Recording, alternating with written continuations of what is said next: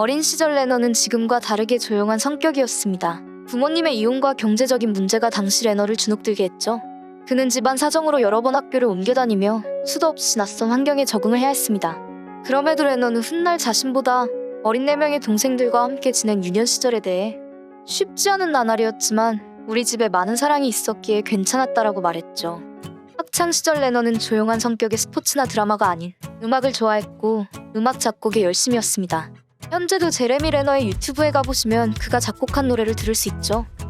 당시 레너의 가족과 친구들은 레너가 배우로 대성하리라고는 아무도 예상을 못했습니다. 그리고 그때까지는 그도 자신이 연기를 할 거라고는 생각지 못했죠.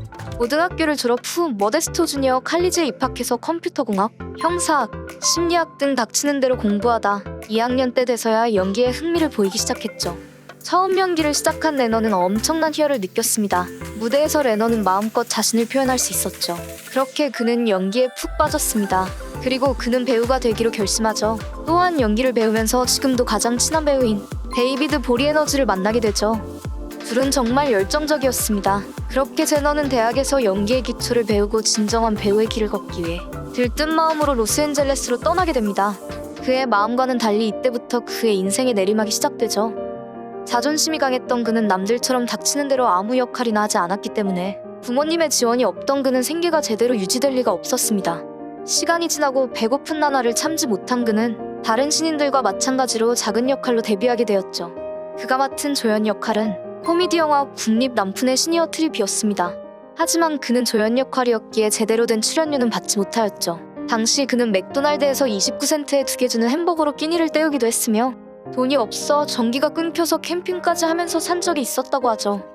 하지만 그에게는 꿈이 있었고 돈은 안 되지만 꾸준하게 작은 역할들을 소화하게 됩니다. 그런 역할들로 인해 조금씩 인지도가 생기면서 시상식에도 초대되었죠. 하지만 집에 돌아오면 물조차 나오지 않는 절망적인 집이 그를 기다리고 있었습니다.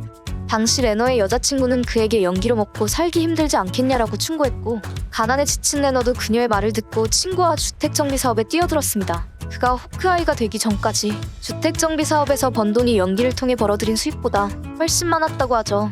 할리우드에서 나름 잘 나가는 배우로 아카데미 시상식에 초청되었을 때도 그는 페인트 칠 묻은 비닐 옷을 입고 주택정비를 했다고 합니다.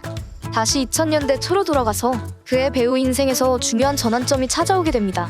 꾸준히 연기와 사업 투잡을 뛰던 그에게 한 영화 제작사에서 중요한 역할 제안이 들어왔죠. 2003년에 콜린 파렐, 사무엘 잭슨 등이 출연하는 스와트 특수기동대에서 상당히 비중 있는 악역으로 출연하게 됩니다. 이후 얼굴을 알린 그는 여러 작품을 신중하게 골라가며 출연했고 결국 빛을 보아서 2006년에 다머로 상을 받았습니다. 하지만 그의 연기 수입이 알바보다도 못해서 하루 $50를 받고 연기했다고 하죠.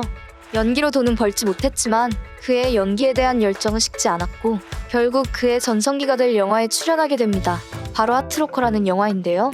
전쟁이 주는 스릴에 중독되어 전쟁터를 떠나지 못하게 된 폭발물 처리반 윌리엄 제임스 중사 역을 열연하며 평론가들의 찬사를 받았고 이 영화는 6개의 아카데미상 후보에 오르며 레너는 인생에서 처음으로 최우수 배우 후보로 선정되었죠.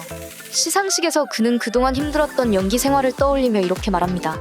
제 세상이 변했습니다.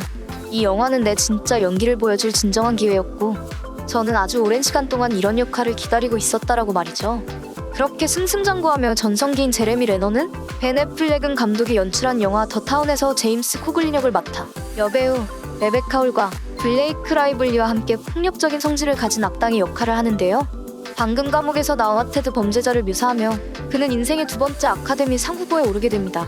그 이후로 총기를 다루는 영화 미션 임파서블 고스트 프로토콜, 온네거시에 출연했으며 윈드리버에서도 총기 액션 연기에서 두각을 보였고 삐딱하고 성질 더러운 캐릭터 연기도 자주 하며 다머에서는 연쇄살인마, 허트로커에서는 부대를 다 말아먹고도 남을 정신상태의 군인, 하운에서는 조울증 걸린 은행강도로 나오고 스와트에서는 시니컬한 데다 비열한 배신자 캐릭터를 연기하며 특유의 미친 연기를 잘 보여주었죠.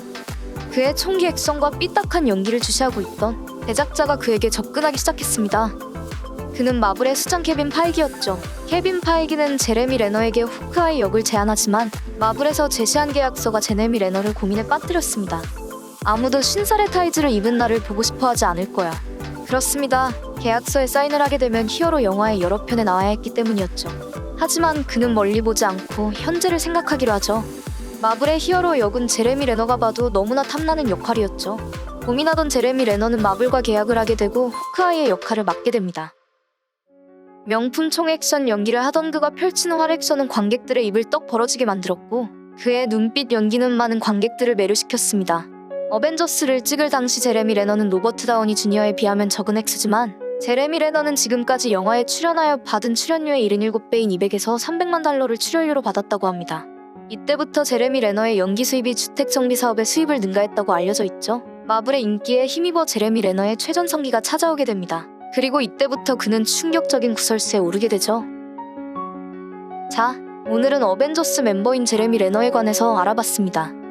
다음 편은 그의 사생활에 관해서 알아보도록 하겠습니다. 재미있게 보셨다면 좋아요와 구독 눌러주세요.